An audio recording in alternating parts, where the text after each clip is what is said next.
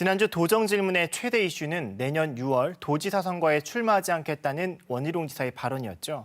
도정 질문 첫날 이 발언으로 사실상 다른 현안들이 조명을 받지 못했다는 지적까지 나오고 있는데요. 도정 질문을 취재한 허지영 기자와 함께 자세한 이야기 나눠봅니다. 허 기자, 우선 이 원희룡 지사의 깜짝 불출마 선언 관련해서 도청 출입 기자들 사이에서도 예상되는 내용이었나요? 어떻습니까? 네, 저를 포함해서 도청 출입 기자들 역시나 다 이제 예상을 하지 못했던 발언이었는데요. 심지어 원 지사의 측근마저도 예상하지 못했다는 발언이 나왔습니다. 내년 도지사 선거에 출마하지 않겠다는 원 지사 발언이 나오면서 기자실이 술렁였고요. 심재한 도의원은 잠시 뒤에 기자실에 직접 찾아와서 이 톱뉴스가 나왔다라며 놀라움을 감추지 못하기도 했습니다. 이 원 지사가 일찍이 대권 도전 의사를 밝히기는 했죠. 하지만 도지사 3선에 도전할지에 대해선 어떤 언급도 없었기 때문에 더더욱이나 놀랐는데요. 이번 도정 질문에선 대선에 도전하는 원 지사의 의지도 엿볼 수 있었습니다. 화제의 발언 직접 한번 들어보시겠습니다.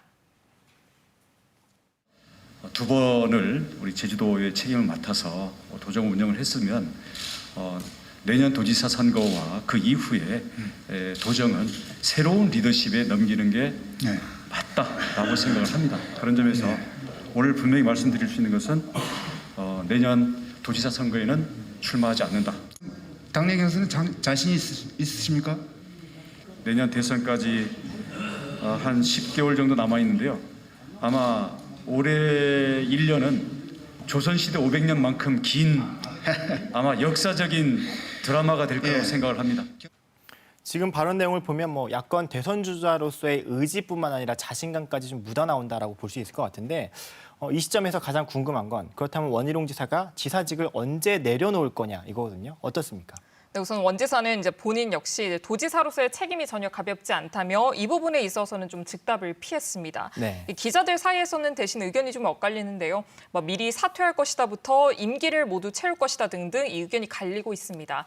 아무래도 줄곧 도정에 소홀하거나 또 공백이 생기지 않도록 하겠다고 약속했기 때문에 사퇴할 경우 정치적인 책임도 뒤따를 것으로 보이는데요. 이 때문에 임기를 마치는 것 아니냐 그러한 분석도 나옵니다. 그렇다면 궁금한 게 과연 공직선거법상 제주도지사 임기를 다 채우고도 대통령 선거에 나설 수 있느냐가 관건일 것 같거든요. 어떻습니까?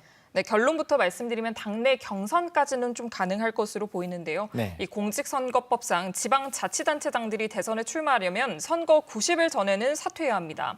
다만 대선 후보를 선출하는 이 경선과 관련해서는 별다른 사퇴 규정이 없는데요. 즉 이제 내년 대통령 선거가 3월 9일이니만큼 90일을 역산해서 보면 이 12월 9일까지는 원 지사가 제주도지사직을 유지할 수 있게 됩니다. 현재로서는 국민의힘 당내 경선이 올해 11월로 예정이 되어 있거든요. 이 때문에 원 지사가 지사직을 유지하면서 경선을 치를 가능성이 현재로서는 좀 높아 보입니다. 그렇군요. 아무래도 재선에 성공했던 원희룡 지사가 불출마 의사를 밝혔기 때문에 제주 지방정과도 좀 요동치는 것 같아요. 네, 맞습니다. 지난 지방선거에서 원 지사와 경쟁했던 문대림 JDC 이사장을 포함해서 전현직 도의원과 또 현직 행정시장 등이 언급되고 있는데요. 그중에 한 명이 이성문 교육감입니다. 이 때문에 오늘 제주도의회 교육행정질문에서도 이 언급이 나왔는데요. 이 교육감 행보에 관해 물은 부공남 의원의 질문에 이성문 교육감은 긍정도, 부정도 하지 않았습니다. 이 교육감은 도민의 관심사라기보다는 정가에서 나오는 이야기고 또 현재 학교가 중간고사 기간인데다 코로나19 대응으로 바쁜 만큼 다른 이야기를 하는 게 바람직하지 않은 것 같다며 말을 아꼈습니다. 네, 방금 이성문 교육감의 출마설도 얘기 나올 정도니까 이렇게 지방선거로 벌써부터 관심이 쏠리다 보니까 도정 질문에서 다른 현안들이 좀 묻혔다 이런 비판까지 나오는 것 같아요. 네, 맞습니다. 제주 도정을 상대로 한 도정 질문이 4월 말 그리고 11월 말 이렇게 1년에 2차례 정도 있잖아요. 이번이 원 지사를 상대로 한 사실상 마지막 도정 질문일 수 있다는 건데요. 이러다 보니 원 지사의 지방선거 불출마와 또 사퇴 시점에 다른 도정 현안들이 빨려간 듯한 모습을 볼 수 있었습니다. 실제로 원 지사가 불출마 의사를 밝히면서 도정 공백을 우려하는 목소리가 같은 당 국민의힘 소속 도의원에게서도 나왔는데요. 직접 들어보시죠. 우리 7기 민선 원희룡 지사의 내임덕이 오지 않을까.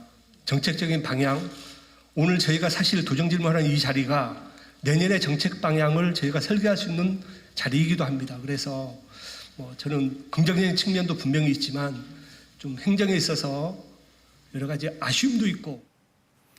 원지사의 불출마 발언뿐만 아니라 이번 도정 질문에서 그나마 좀 눈에 띄었던 게 이 공항에 대한 지사의 좀 입장이 좀 눈에 띄었는데요. 이 공항 추진 약속을 끝까지 지키겠다 이렇게 한 거죠. 네, 맞습니다. 원지사가 다시 한번 강경한 입장을 밝혔는데요. 사실 이 공항에 대한 질문이 이번 도정 질문에서도 이제 어김없이 등장한 모습을 좀 볼 수 있었습니다. 네. 이 공항 도민 여론조사가 시행된 마당에 이 지사가 개인의 입장을 밝히면서 민의를 역행하는 거 아니냐 이런 홍명한 의원의 지적이 나오기도 했는데요. 이 지사가 이를 프레임이라고 맞받았습니다. 이 공항 반대가 높았던 전체 도민 여론조사뿐만 아니라 찬성이 압도적이었던 성산읍 여론조사도 있었다는 건데요. 이에 지사는 올해 안으로 이 공항 사업의 결론이 날 것으로 본다며 이 대통령이 다음 정권으로 결정을 미룬다면 이를 성사시키기 위해 자신은 최선을 다하겠다고 답했습니다. 이 중앙 정치권에서도 이 공항과 관련된 목소리를 내겠다 이런 뜻으로 풀이가 됩니다. 네, 이 공항을 두고 도정 질문 분위기가 좀 격해지는 분위기였던 것도 같아요. 네, 맞습니다. 이 도정 질문 둘째 날부터 이 공항과 관련된 논쟁이 이어지면서 좀 분위기가 격앙된 그런 모습도 볼 수 있었는데요. 네. 이 이상봉 의원이 제주도와 도의회 합의문을 언급하면서 이 원지사에게 갈등을 유발할 언급을 하지 말아달라고 하자 이 원지사는 의견을 말하는 게 왜 갈등 유발 행위냐고 맞섰습니다. 그러자 이상봉 의원이 합의문을 찢으면서 강하게 항의하기도 했는데요. 이 공항 관련 질의는 다음 날까지 이어졌는데 이 자리에서 원지사는 자신의 입장을 다시 한번 명확히 밝히며 현 정부로 화살을 돌렸습니다. 이 부분도 직접 들어보시겠습니다.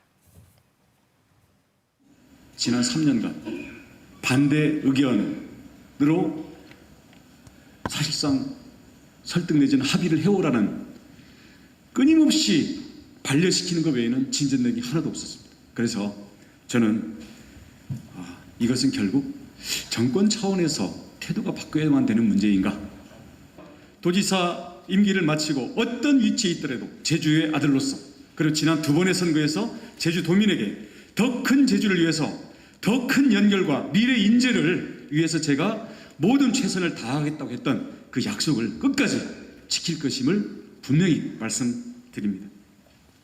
네, 이 공항 사업의 주무부처인 국토부 새 장관 후보자의 국회 인사청문회가 다음 달 4일로 예정돼 있잖아요. 네. 이 장관이 임명되고 또 이 공항 검토 절차를 밟고 있는 청와대와의 의견 조율이 빠르게 이루어진다면 이 공항 사업의 형배도 결정이 날 것으로 보이는데요. 이 결론이 어떻게 나든 이 공항 문제 적지 않은 정치적인 파장을 몰고 올 것으로 보입니다. 네, 알겠습니다. 오늘 말씀 여기까지 듣죠. 허지영 기자 고생했습니다. 네.